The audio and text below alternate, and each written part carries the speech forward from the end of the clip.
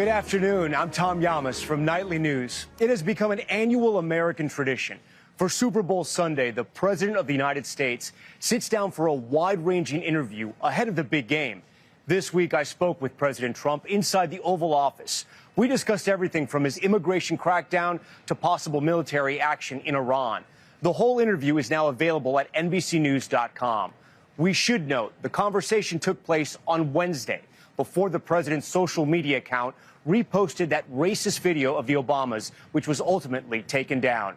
But I did talk to President Trump about the cost of living in America and, of course, tonight's big game.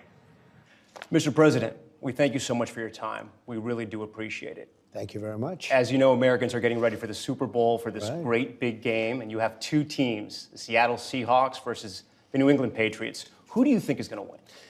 Well, I've watched them both during the season, and New England's amazing because to have a second coming is pretty good.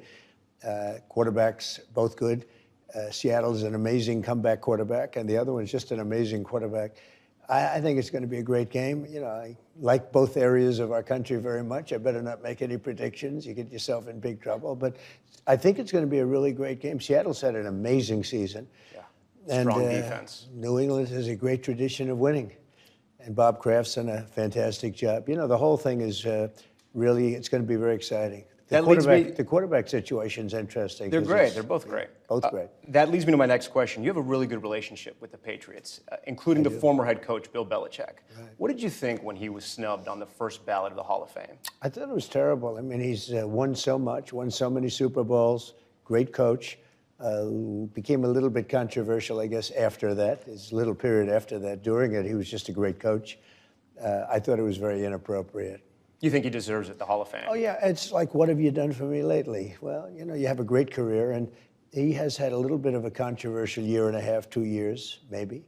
But what difference does that make? No, he should be in there right at the top. What are your plans for the Super Bowl? We know you're not going to go over there. Are you going to watch here, and who are you inviting? I'll be sitting in probably Palm Beach, depending on what happens. You know, in my position in this job of mine, sometimes you have to move around quickly, very quickly. Yeah. But we'll be most likely at Mar-a-Lago or one of my clubs, watching with a lot of people, a lot of friends, or I may very well be in the White House. Friends and families just like you will be coming together on Super Bowl Sunday. People are shopping this week. Yeah. They're running the kids around. They're trying to heat their homes with this brutal winter we've been having. In the last year, a lot of prices have come down, things like gas and eggs, but others since you took office have come up, like natural gas and coffee. When can Americans expect those prices to come down? Well, they've already come down. I think you've seen, Tom, when I took over, eggs, poultry, all these things were through the roof. In fact, the first question I got, what are you going to do about eggs? It was my second day in office at a news conference, and they were screaming, what are you going to do about eggs? Eggs had gone up like 4 times. If you notice, over the last few days, it's only a few days, but the Democrats have gone to another subject. I think they're probably saying dictator or something. They've got a new word. They don't use the word affordability anymore because prices are way down.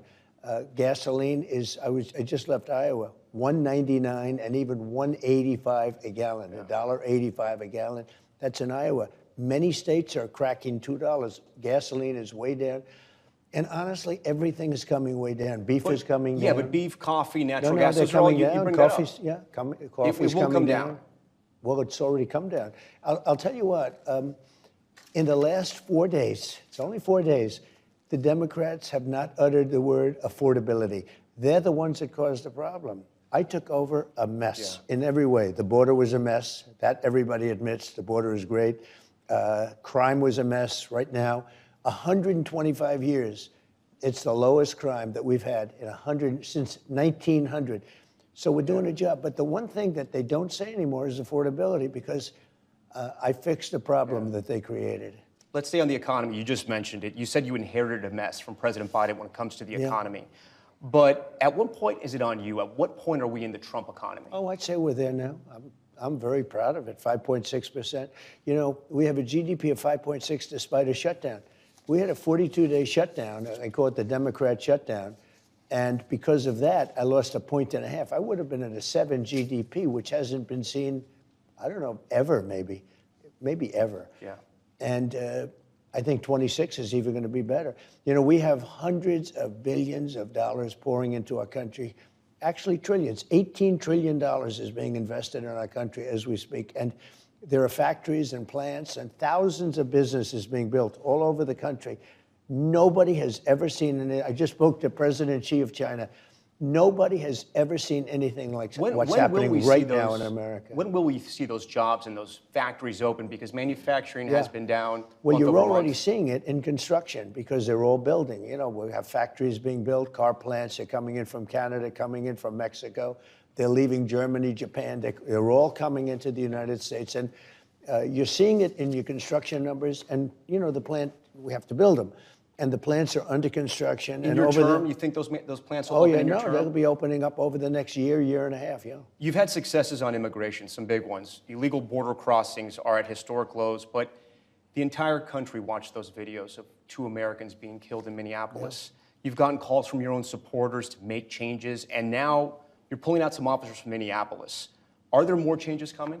Well, the reason we're pulling out, because we've done a great job there. You know, we have crime down there, despite tremendous blowback from a governor that's incompetent and from a mayor who's just, I don't know what the hell, where he comes from. But the crime numbers in Minnesota and Minneapolis in particular are down 25, 30% because we've removed thousands of criminals from the area. These are hardened criminals that came in, many of them, most of them came in through an open border.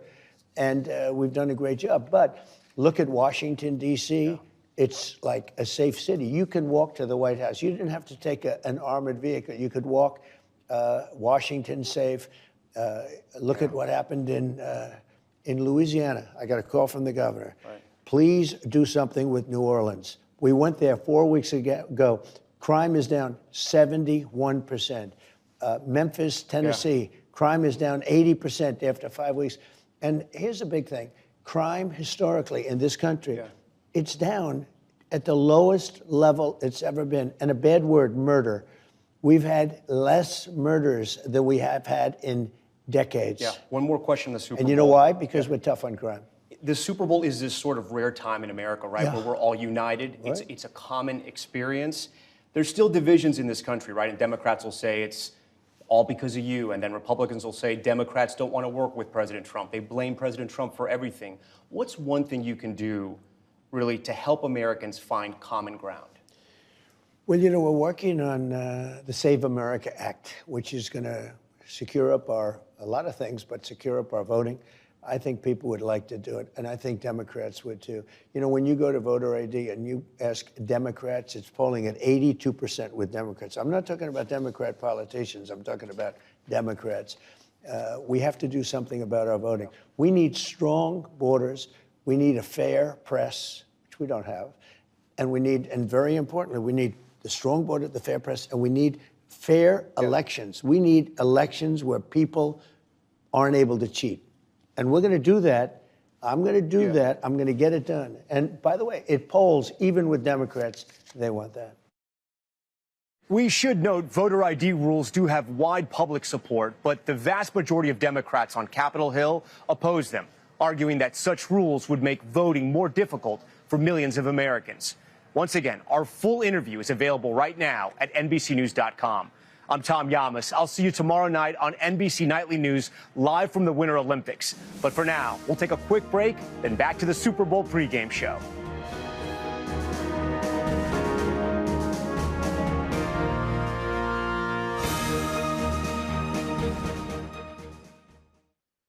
We thank you for watching, and remember, stay updated on breaking news and top stories on the NBC News app or watch live on our YouTube channel.